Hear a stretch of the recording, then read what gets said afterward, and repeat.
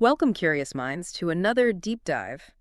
Today, we're not just sifting through the usual articles or reports, we're plunging into something a bit different, actually. A remarkable collection of, well, concentrated wisdom, stuff designed to make you pause, reflect, maybe even see things a little differently. That's right. Our source for this deep dive is a really unique book, Despite Wisdom, Aphorisms for Daily Living by Angel L.G. It's not really a story you read cover to cover, you know. It's more a powerful compilation of short, potent statements. Each one is a complete thought, like a little mental workout. Yeah, exactly. And what really jumps out, like right there on page 2, is the author's inspiration. Angel L.G. dedicates the book, notes it was heavily inspired by the late, great Bruce Lee. He even shares this great little story about being asked his college major and thinking whatever Bruce Lee majored in. And that, thankfully for us, launched him into philosophy. It gives the whole thing a unique feel, doesn't it? Almost a discipline. It absolutely does. It grounds the abstract in something very practical, disciplined, like a master practicing forms. So our mission today, unpack these aphorisms, distill their essence. We want to show you how these brief nuggets, these insights, can be shortcuts, really. Shortcuts to being well-informed about life, thought, self-mastery. As the author puts it beautifully on page 99, these are exercises for the mind to keep it fit. Okay, let's dive right in then, starting with a really fundamental theme. The nature of truth and, well, how we perceive reality. Angel L.G. doesn't waste any time. Aphorism 2 hits hard. What is factual is inevitable. What is inevitable despite evasion will appear like being in a contractual agreement with a fact. Wow. Yeah. It's powerful, isn't it? The core idea isn't just that facts are stubborn things. No. It's that avoiding them, that evasion, it creates this kind of self-imposed prison, that contract you didn't want but you're stuck with because you wouldn't face the truth. It's about the psychological cost of denial. Exactly. And if you're unprepared for these unavoidable facts, Aphorism 4 suggests your impulsive reactions are the product of an unconditioned conscience that is unprepared for hazards, unquote. So that raises a question for all of us, really. How do we condition ourselves, our inner selves, to face these truths without just, lashing out? It really starts with acceptance, I think, a kind of radical acceptance of what simply is. And part of that acceptance, according to Aphorism 3, involves history. When history fails to be acknowledged in notation, its influence will turn up like a dead end on the road. Such a vivid image, right? Ignoring the past literally creates roadblocks. You get stuck. That totally resonates with Aphorism 79, too, which observes that history and philosophy sometimes get this detested reputation because they influence other studies. And I think what he means by detested is, well, people often resist these foundational things because they force uncomfortable truths on us or demand rigorous thinking. They challenge our easy assumptions, and that can feel like a burden, It certainly can. And speaking of challenging assumptions, the book really gets into the interplay between skepticism and belief. Aphorism 5 says, ubiquitous debates show the languor of extreme skepticism. It's not just about being intellectually lazy, is it? It's like an exhaustion sets in when doubt is the only response, when everything is just debated forever. Yeah, and he draws this important distinction. Aphorism 8 warns that absurd skepticism can end up cheapening all contributions. If nothing can be truly known or believed, if every idea gets shot down instantly, then all human effort, innovation, art, whatever, it starts to lose meaning. But, and this is key, he's not saying just believe anything. Aphorism 119 cautions to give into nihilism is to stop fighting against it and let it win over curiosity. So nihilism, for listeners, is basically the idea that life has no objective meaning. He's saying letting go of that search for meaning even when it's hard. That's giving up on our drive. It's surrendering to apathy. So it's about finding that balance between critical thinking and just intellectual paralysis. I really like Aphorism 220. It paints such a clear picture. It contrasts a skeptic who thinks footprints just disappear with an optimist who sees them as a guide for hope. Same reality, totally different perceptions, different approaches. And that leads us right into the power of questions themselves. Aphorism 498 points out, a riddle's purpose isn't just to stump you, but to make you aware of the importance of a question over an answer. The question is the catalyst. It really is. And Aphorism 292 expands on that. Questions inspire research, even if the one who's asking isn't the one who's researching. Just asking sets things in motion. Spot on. The question is the spark, the real beginning. Aphorism 293 even says the start of any scientific profession is always a question. And then Aphorism 296 gives us this wild thought. Even if we were immortal, there still wouldn't be enough time to find answers to some of the questions we have presented throughout history. Puts our relentless search into perspective, doesn't it? Kind of humbling. It does. It underscores that inquiry is, well, boundless. And this connects to a crucial point about certainty. Aphorism 187 just states it flat out. An airtight argument does not exist, which implies all knowledge, every belief, it's all open to revision, to more questions. Which is exactly why opposition is so vital for growth. Aphorism 175 highlights how opposition can raise doubt about beliefs we cherish, forcing us to relook at them. And Aphorism 176 warns that unchallenged beliefs can shape a whole community, like an intellectual echo chamber where ideas just harden without being tested. And Aphorism 508 adds an interesting layer here. It notes that students of a school of thought often bring a larger amount of scrutiny to opponents than they receive themselves, which reveals that very human tendency, to defend your turf maybe with a bit of bias, applying different standards. Okay, so we've looked at facing external reality, the importance of questions. But what about the internal landscape, the journey of self? The author guides us into that often uncomfortable but essential path of personal growth. Starting with a really blunt truth about being human, Aphorism 1, right at the start, to live a life devoid of hypocrisy is to be comatose till death. That's challenging, but honest, isn't it? Suggests imperfection, contradiction. It's just part of being alive. It really is. It forces us to accept we're complex, multifaceted. Similarly, Aphorism 145 says life is locked in a never-ending pattern of gain and loss. And Aphorism 587 talks about denying the inevitable darkness that reappears every night. These aphorisms kind of gently push us to accept the whole spectrum of life, the good and the bad, as a starting point. Acceptance, yeah, but also a call to cultivate ourselves continuously. The author puts huge emphasis on reading. Aphorism 20 calls a library the storage facility for the blueprint for life's vast diversities. Think about that. A blueprint, something to build from. I love that. And Aphorism 21 connects reading to our deepest desire, immortality. Books as the surest platform for mankind to grasp a threshold around our biggest desire, immortality. It links this simple act to something timeless, our longing for legacy. And Aphorism 22 states it directly. Reading is the leading component for cultivation, and nothing yet has successfully replaced it. Which raises an interesting point for today, doesn't it? With all our digital info, does anything really cultivate the mind and soul like deep reading? It's a strong argument. And it's not just facts. Aphorism 24 says, reading ensures other things we do will not suffer from a lack of imagination or lack of deeper understanding. It boosts everything else. Plus, Aphorism 23 reminds us how fiction borrows from nonfiction and vice versa, shows that beautiful connection between knowledge and creativity. They feed each other. Which brings us naturally to maybe one of the biggest catalysts for growth, pain. Aphorism 25 offers this striking idea. The amount of pain you endure coincides within the limits of your imagination. It implies our mental framing, how we process discomfort, is key. And Aphorism 28 reinforces this. Our pain threshold determines whether we give up during a long haul or see it through to the end. It's a measure of resilience. So it's not just the feeling, but how we mentally handle it. Our response, Aphorism 29 even suggests, accepting pain and suffering is key to overcoming vanity. And I love Aphorism 71. Hindsight sheds a healing light on the source of blinding pain.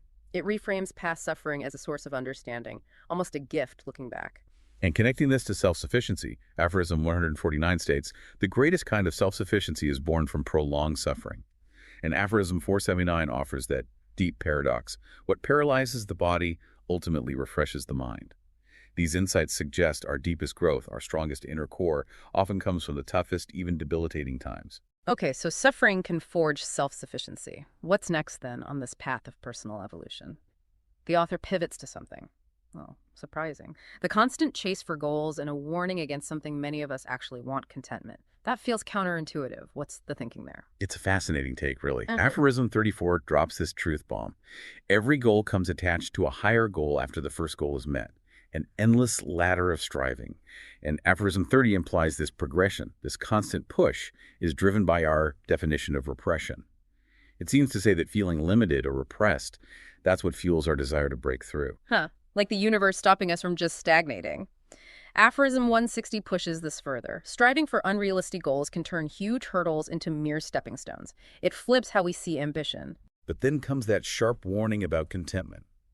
Aphorism 159 notes compliments, which seem good, make it hard to resist contentment. And Aphorism 116 gives this really concrete, almost cynical image. If you want proof that contentment is a diminishing feeling, just watch the patrons at the bar.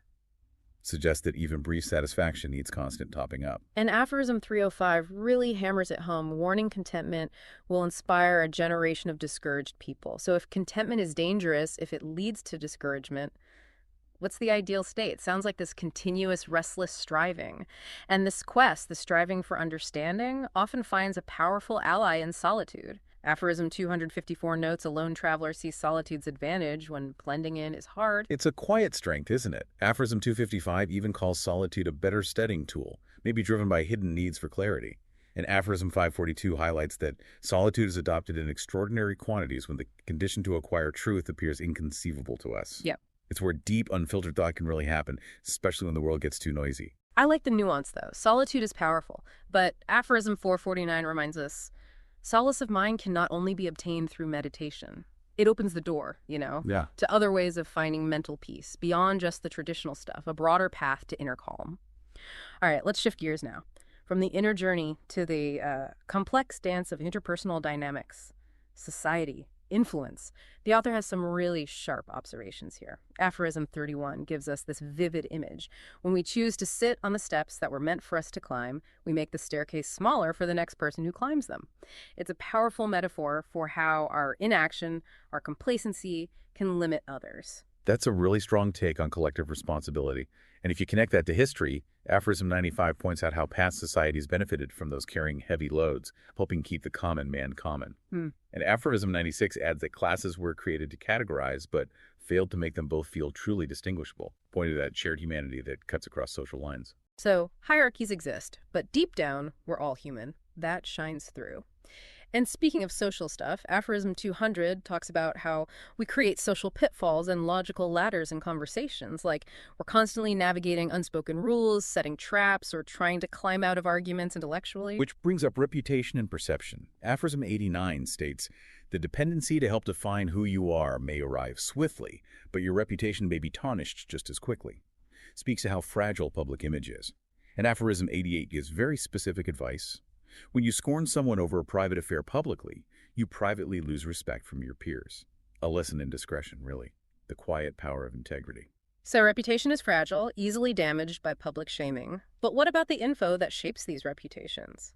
Seems the author has thoughts on how information spreads, especially the juicy kind. Aphorism 406 hits hard.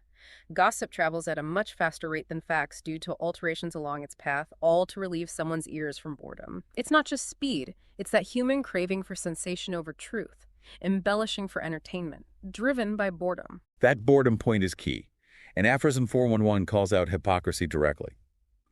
The boldest form of hypocrisy is spouting abstract values to others while presuming their audience isn't bold enough to call them out on it. This isn't just casual observation, it points to a conscious manipulation. A gamble on the audience being passive. Which leads us straight into power, authority, manipulation. Aphorism 280 says too much outside influence can lead you to craving authority, implying that feeling powerless makes us want to control. Yes, and Aphorism 287 expands on that. Those craving authority often want it without the bragging of expertise. That's a deep insight. Wanting power for its own sake, separate from actual skill or knowledge. Manipulation itself, Aphorism 90 says, comes from obsession for an exploitation of a weakness. It's born from a deep drive, not just a tactic. And it can be so insidious. Aphorism 91 warns, manipulation can become so addictive that it will not be relinquished without withdrawal, like a dark habit for the manipulator. Aphorisms 388 and 389 touch on this too, saying manipulation is best for those quick on their feet as they are with their tongues, and that quiet people tend not to manipulate as well. Highlights the verbal skill needed. Which raises the question of how influence works subtly. Aphorism 18 suggests the best form of propaganda is to point out an opponent's lack of charisma, not disproving arguments, but undermining their presence. And Aphorism 19 adds that detractors control audiences by highlighting mankind's fallacies, leveraging our weaknesses, our insecurities, to gain influence. Okay, now let's shift to conflict and resolution. The author has a whole sequence on dealing with deception, even revenge. Aphorism 56 advises patience with deceit. When tangled in a web of deception, wait patiently for the spider to return to check on its prey. Strategic waiting. And Aphorism 57 reveals the unsettling psychology of the deceiver, the arrogant criminal watching their own brilliance like a spouse watching the pain they caused. Gives insight into motivations. Sometimes it's a perverse satisfaction. Aphorism 58 even suggests a good plan is appreciated by someone, creator, or victim, underscoring the intellectual game. Which makes Aphorism 59 even stronger. As the victim of a bad scheme, often the best reaction to extract revenge is no reaction. Deny them the satisfaction. Turn their effort to nothing. But then there's Aphorism 225. Nothing can blind us and give us more focus at the same time as rapidly as vengeance. Acknowledging revenge is this consuming double-edged sword. That duality is crucial. Aphorism 227 offers maybe a more measured approach. A thin slice of served revenge is more humane than to bottle it and leave it refrigerated. Suggests maybe some release is needed, but moderately, so it doesn't fester. But ultimately, Aphorism 550 gives us that moral compass. There is no better judgment call than the one that harms no one, prioritizing minimizing harm. Yet even reconciliations, according to Aphorism 549, often hope for reprehensible forms of consideration. That's a pretty cynical view, huh? Suggesting even when we make amends, there can be these underlying, less noble motives. Calculated self-interest, maybe? All right, theme 4. And this one is obviously close to the author's heart. The philosophy of martial arts, coming straight from that Bruce Lee inspiration, his own journey. Yes, the influence is everywhere, and it frames so many life lessons in the book. Martial arts, as Aphorism 205 puts it, explores the limitations of one's body. It has the same effect on the mind. It's holistic, physical and mental mastery linked. So not just fighting, but deep mental conditioning, too. Aphorism 386 highlights this. Discipline gained from the martial arts is always the most hardened, thanks to the constant humbling that goes on in the dojo. Humility isn't accidental. It's built right into the training. And this humility leads to a nuanced understanding of when and how to use skills.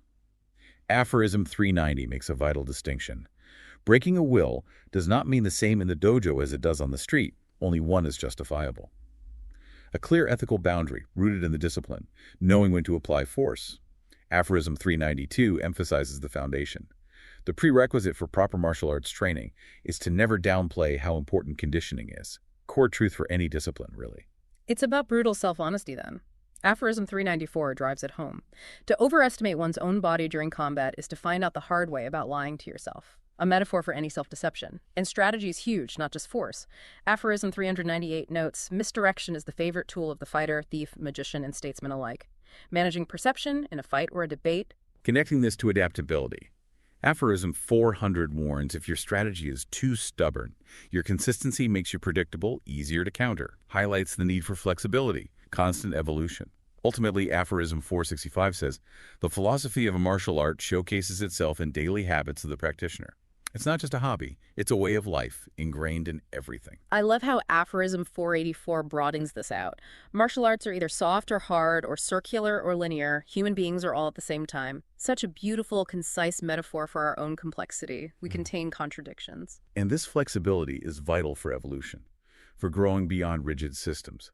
Aphorism 518 tells us, pragmatism helped us decide what is useful and discard what is useless. This is what led to the birth of mixed martial arts. And Aphorism 598 pays direct homage. The mixed martial arts should forever pay homage to Jeet Kune Do for being the first style to mix styles, all thanks to Bruce Lee, acknowledging that key moment of innovation. What's really thought-provoking is this idea of transformation through experience. Aphorism 480 points out jiu-jitsu's journey from Japan to Brazil changed its DNA. The same thing can happen to us when we travel. New environments, new influences, they reshape us, just like a martial art adapts. And Aphorism 525 encourages innovation within tradition. The collusion of unorthodox teachings with what you already know can develop new techniques without disrespecting an established discipline. Building on the foundation, not junking it. Aphorism 526 reinforces this practicality. Moves that don't work in extreme conditions usually do not last past its prototype stage. If it doesn't hold up under pressure, it won't survive. The book also celebrates the diversity and wisdom in different styles. Aphorism 595 mentions Taekwondo's kicks offering possibilities. 596 talks about Kung Fu's reverence, value, and tradition. 597 highlights Judo's power and leverage. And 599 even imagines mixing Tai Chi with hard strikes for an explosive boxer, thinking about powerful new combinations. These examples really underline the timeless nature of these arts. Aphorism 497 captures this perfectly about karate. These days, the public opinion of karate may be downright dismissive, but karate will never dismiss the public from entry from its century of lessons. The wisdom is still there, available to everyone, despite trends. And the final word on this, Aphorism 600, feels like a perfect summary. Embroidered with wisdom, expressed with beautiful technique, dismantled by no one, the martial arts. Powerful. A fitting end for a philosophy based on movement and discipline. Okay, let's turn now to the essence of aphorisms themselves, our fifth and final theme. The author, being an aphorist, gives these great insights into what makes a good one, what makes wisdom stick.